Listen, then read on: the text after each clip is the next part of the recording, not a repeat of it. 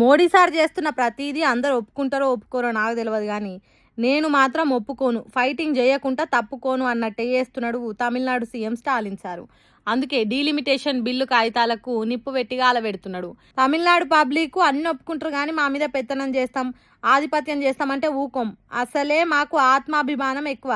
హిందీ భాష మీద పోరాటం చేసిన చరిత్ర మాది.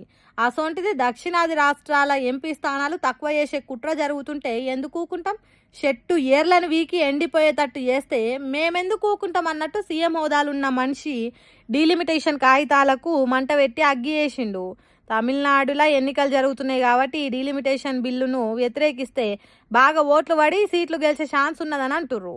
అందుకోసమే ఎన్నికల ప్రచారానికి నల్ల బట్టలు వేసుకొని వచ్చి నల్ల జెండాలు ఎగరేసి డీలిమిటేషన్ బిల్లును అలవెట్టిండు, మసి చేసిండు. ఈ బిల్లు బ్లాక్ బిల్లు, దక్షిణాది రాష్ట్రాలను నిండా ముంచే బిల్లు, మన మాట చెల్లకుండా వేసే బిల్లు. ఇప్పటికే మస్తు ఇబ్బందులు పడుతున్నాం, ఈ బిల్లు కనుక వస్తే ఇంకింత తిప్పల పడతాం అన్నట్టు మాట్లాడిండు తమిళ భాషల.